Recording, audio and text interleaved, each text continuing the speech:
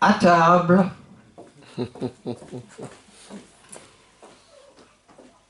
Est-ce qu'il y a quelque chose encore à dire sur la table? En rejoignant les paroles de frère Bangue, quand il a parlé de la table, il présidait la table du Seigneur. Moi, je voudrais ce matin commencer par vous entretenir sur la même table, la table du Seigneur. Non pas par la présidence de frère Bangue, mais vous reportez loin dans l'histoire. Quand ce n'était pas Jean-Pierre qui présidait, mais Jésus. N'est-ce pas? Alors, que s'est-il passé à table? Sur quoi pourrions-nous encore parler ce matin d'une chose qui a eu lieu lorsque Jésus était à table?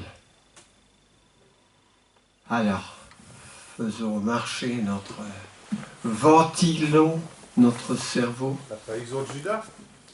La trahison de Judas? Non? Non, je suis obligé d'être court là. Okay. Non. Qui est le plus grand? Qui est le plus grand? Je n'ai pas compris. Qui est le plus grand? Non, c'est pas ça.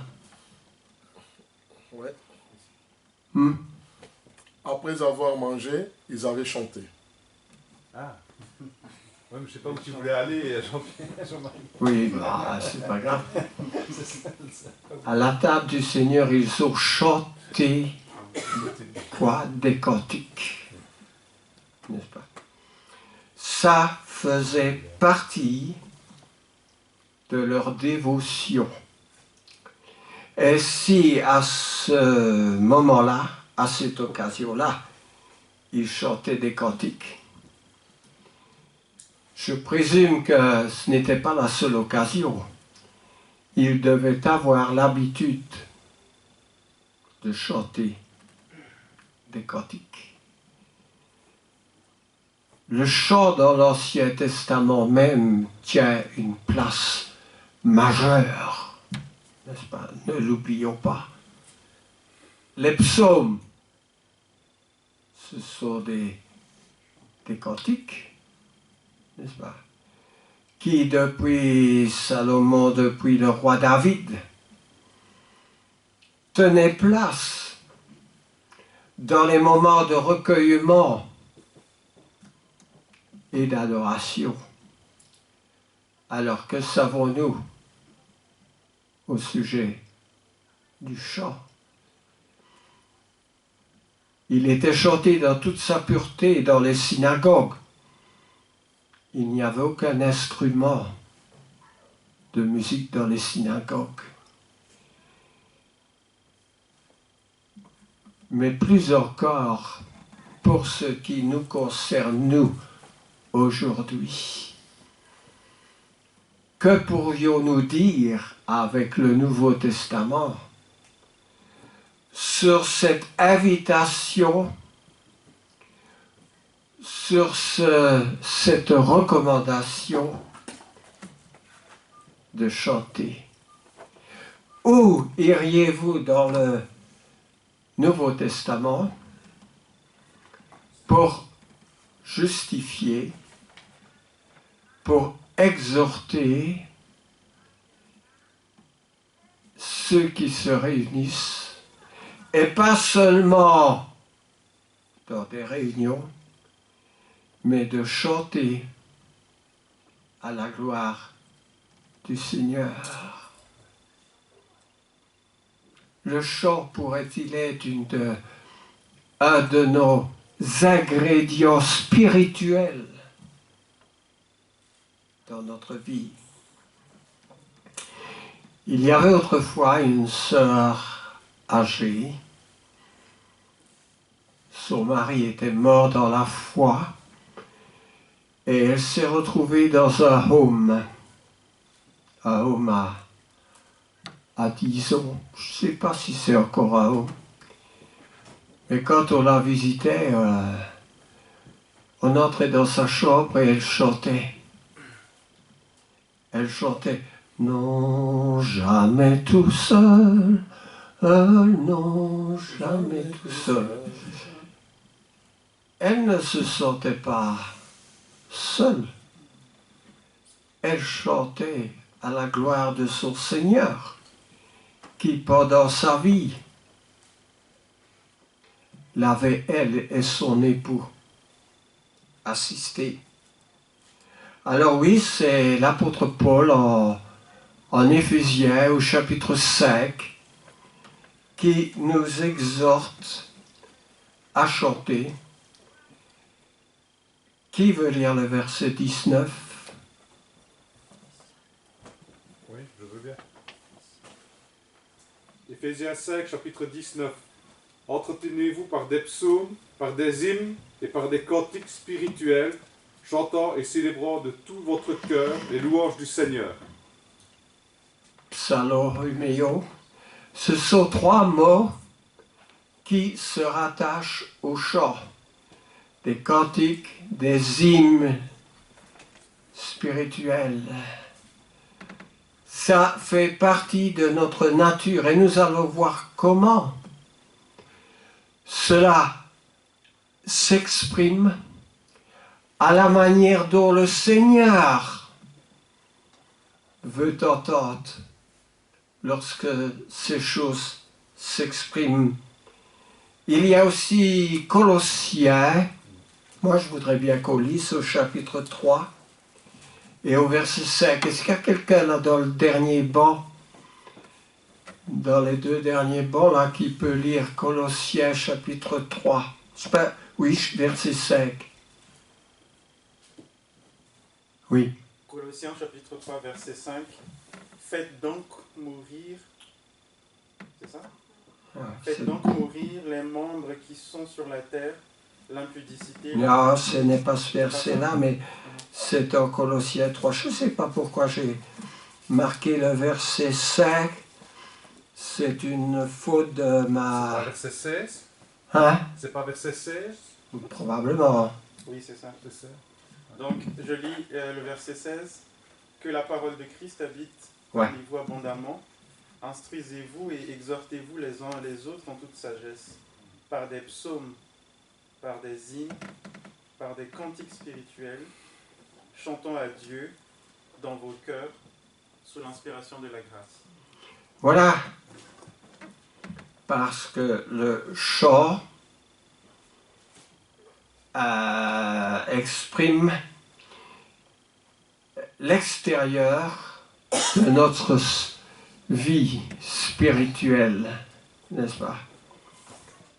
Dieu veut que nous chantions. Et c'est pour cela qu'on chante dans l'Église.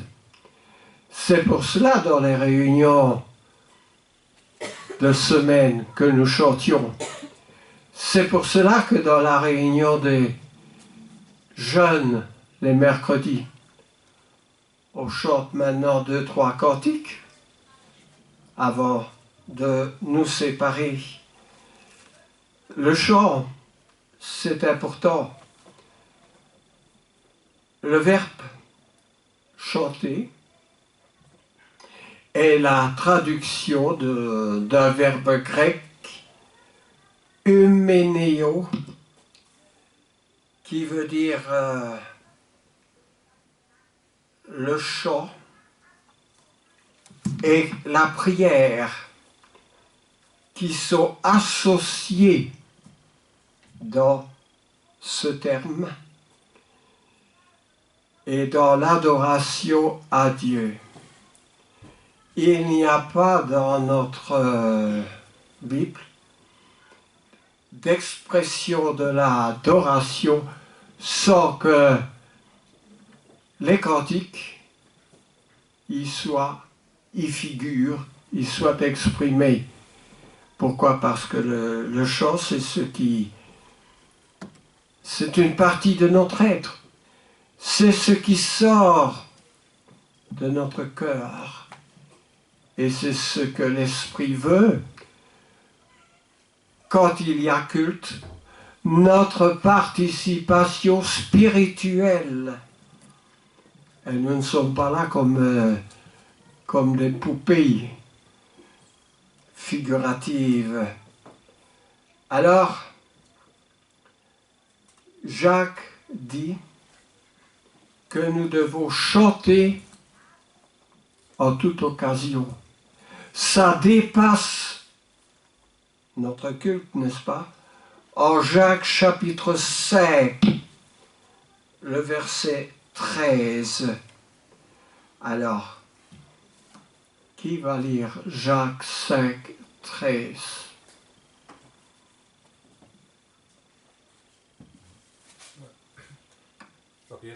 Ouais. Ok. Quelqu'un parmi vous est-il dans la souffrance? Qu'il prie. Quelqu'un est-il dans la joie? Qu'il chante des cantiques. Chanter des cantiques. Il y a bien ce mot chanter. Chanter est quelque chose qui sort de notre aide, qui sort de notre cœur, qui sort de notre bouche. C'est une action de grâce, une action spirituelle, n'est-ce pas? On voit en Actes, au chapitre 16, Paul et Silas, qui étaient emprisonnés. Alors on prend chapitre 16. Nous avons le temps d'ouvrir notre Bible. Actes chapitre 16, les versets 16 à 31. C'est un peu long, peut-être, mais nous allons lire quand même ces versets.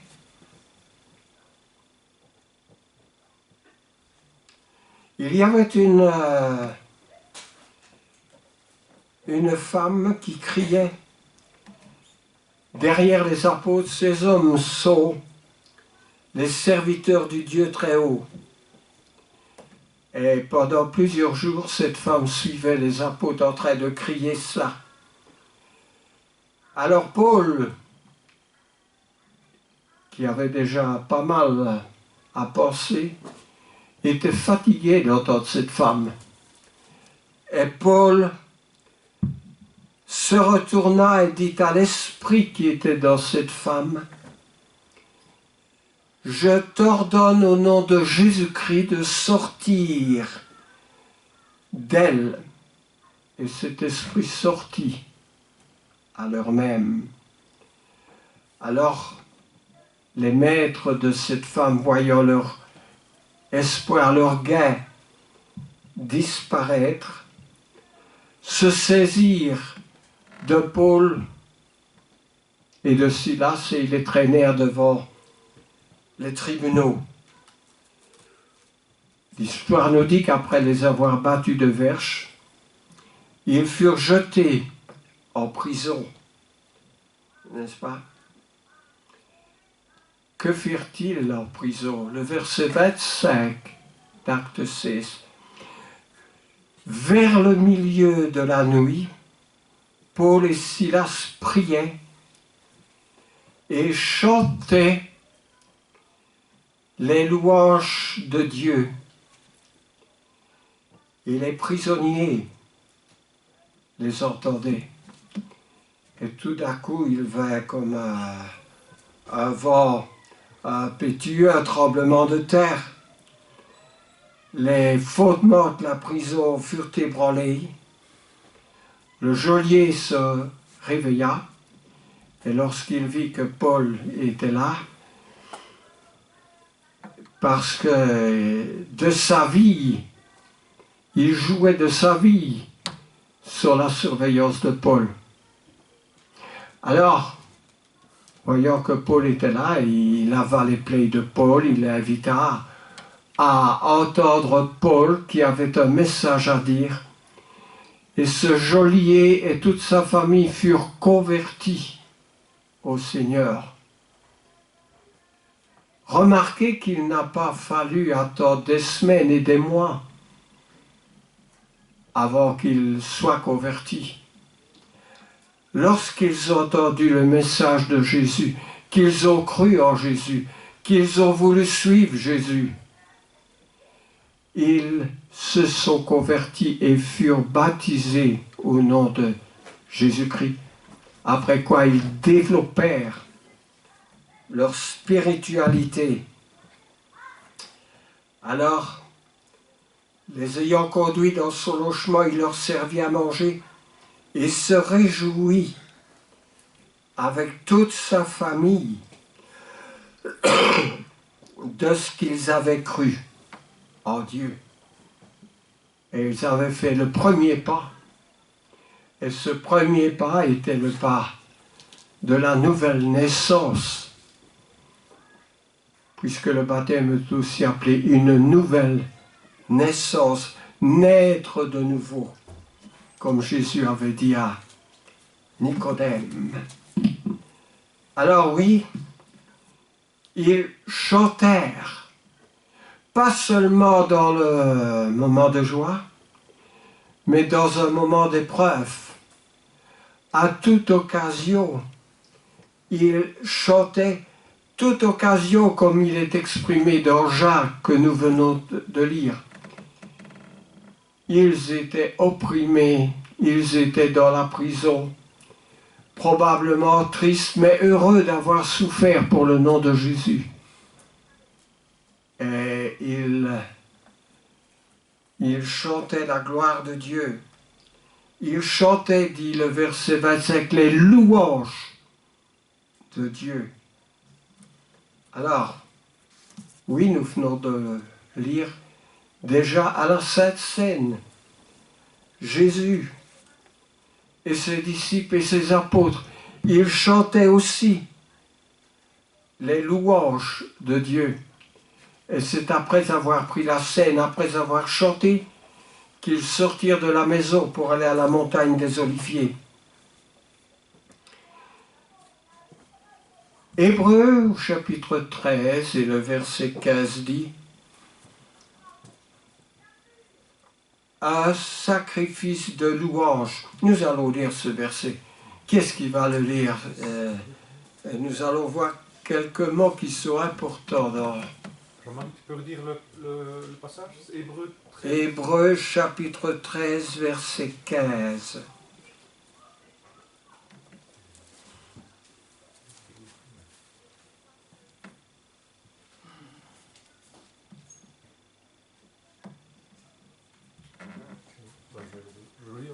Oui. Hébreux 13, 15. Par lui, offrons sans cesse à Dieu un sacrifice de louange, c'est-à-dire le fruit de lèvres qui confesse son nom. Important. Le chant s'exprime par le fruit de nos lèvres qui confesse le nom de Jésus. Ça veut dire que celui qui chante doit chanter avec son esprit. Il ne peut... Ce qui sort de nos lèvres, c'est quelque chose qui nous sort de notre esprit et que nous exprimons. L'apôtre Paul dit « Je prierai par l'esprit, mais je prierai aussi avec l'intelligence. » Et puis il ajoute, c'est en 1 Corinthiens 14, 15, « Je chanterai par l'esprit, mais je chanterai aussi avec l'intelligence. » Alors, Paul exhorte dans ce chapitre à ce que les paroles que nous exprimons soient débitées avec grâce, avec intelligence, avec conscience et avec compréhension. Sinon, Paul dit, comment peut-on dire Amen si on ne comprend pas ce que tu dis. Alors oui, je chanterai par l'esprit, mais je chanterai aussi avec l'intelligence. Je vous pose la question maintenant. Dans les églises où il y a les instruments de musique,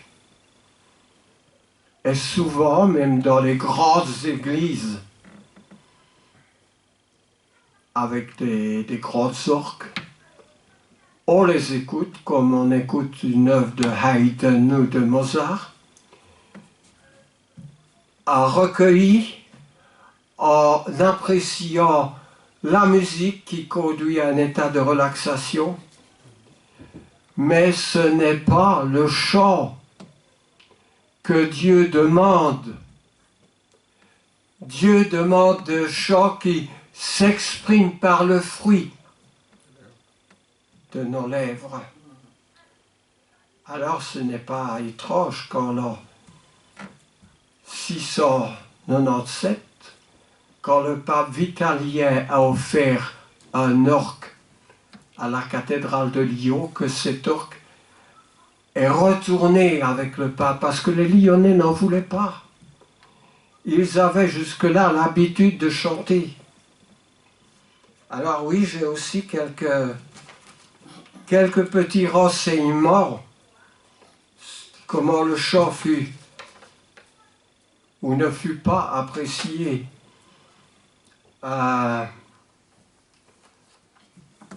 Martin Luther, qu'est-ce qu'il a dit des instruments de musique? Il disait de l'orgue dans l'église: les instruments de musique pour célébrer les louanges à Dieu ne sont pas plus appropriés que de brûler de l'encens, d'allumer des lampes ou de restaurer des autres ombres de la loi. Martin Luther disait ça, mais qu'est-ce que les églises protestantes aujourd'hui tiennent compte de ces paroles de Luther? Il y avait Jean Calvin aussi, le grand réformateur juif, origine de la religion protestante du calvinisme. Il disait: les instruments de musique pour célébrer les louanges à Dieu ne sont pas plus appropriés que de l'encens. Ça, c'est Calvin qui disait cela. Et Luther rejeta l'orgue, parce que l'orgue dans le culte à Dieu, disait Luther, est un insigne de Baal. Vous savez, Baal dans l'Ancien Testament, Dieu n'appréciait pas le culte de Baal. Mais que ce soit Luther, que ce soit Calvin, que ce soit Zwingli ou que ce soit d'autres, les hommes ont voulu les instruments musicaux, qui va des grandes orgues aux guitares, aux trompettes, au violon, à n'importe quel. J'apprécie les concerts, j'apprécie ces instruments, mais je ne les voudrais pas dans le culte, parce que l'apôtre Paul dit: n'allez pas au-delà de ce qui est écrit. Notre culte est un culte qui doit se faire en esprit et en vérité. C'est là, dit la parole, le culte que Dieu demande. Et le culte n'était surtout pas apprécié par les moines autrefois. Et même lorsque, à Rome, dans sa chapelle, le pape célèbre une messe proche de l'ère apostolique, il n'y a pas d'instruments musicaux qui accompagnent. Celui qui chante doit chanter avec son esprit et non seulement avec la voix. L'esprit de Paul était actif dans la prière et dans la louange. Paul dit: je chanterai avec mon esprit Le mot esprit s'applique à l'esprit de l'homme et à son intelligence qui doivent être la source de ses prières et de ses louanges. Celui qui chante doit réaliser ce qu'il dit. Rappelons-nous le reproche de Jésus à la nation juive, quand Jésus leur a dit « Ce peuple m'honore des lèvres, mais son cœur est éloigné de moi. » C'est, dit Jésus, en vain qu'il m'honore. Autrement dit, ça ne sert à rien, votre manière de faire. Ce peuple m'honore des lèvres, mais son cœur est éloigné de moi. Notre cœur, notre esprit et nos lèvres qui servent pour la communication doivent être en activité pendant le chant. Dans les religions païennes qui rendaient gloire à leur Dieu, ils devaient perdre toute maîtrise d'eux. Même l'extase et le comportement aberrant devaient l'emporter dans les cultes, parce que leur culte avait l'objet de stimuler les émotions. Les dieux eux-mêmes s'emparaient de leurs êtres. Le chant doit avoir un but d'édification, mais aussi de pouvoir exprimer par les louanges des réalités spirituelles. J'ai un livre sur les psaumes et il dit ceci sur le psaume 95. On chantait déjà ce psaume dans les églises au IVe siècle de notre ère, ou même avant pour introduire le moment de l'adoration. Le livre des prières du roi Henri VIII définit le psaume 95 comme un chant qui invite à louer Dieu. Les versets 1, 2 et 6 contiennent pas moins de 5 exhortations, les unes à la suite des autres. En même temps que ce psaume nous invite à louer Dieu, il nous donne aussi la raison de le faire. Il nous dit « crions, louons » et il ne manque pas d'ajouter « car il est » pour alimenter notre louange. Ce n'est que lorsque nous comprenons vraiment qui est l'Éternel que la louange peut monter de notre cœur. Qui est-il, l'Éternel? D'après ce cantique, il est à la fois le grand Dieu et notre Dieu.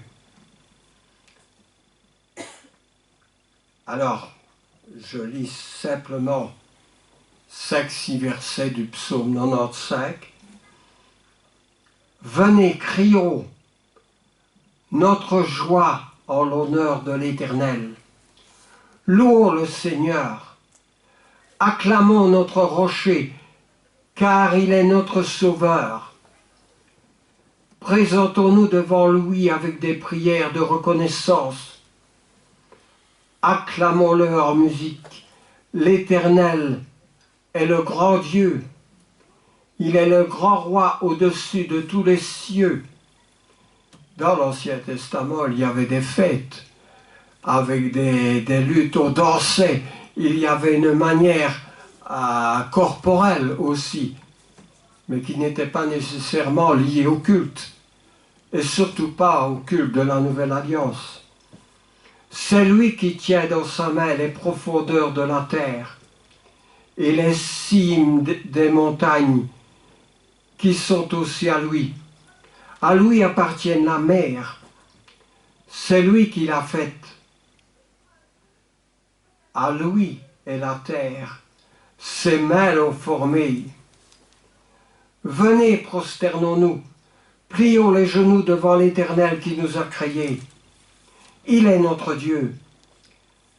Nous sommes le temple de son pâturage, le peuple de son pâturage, le troupeau que sa main conduit.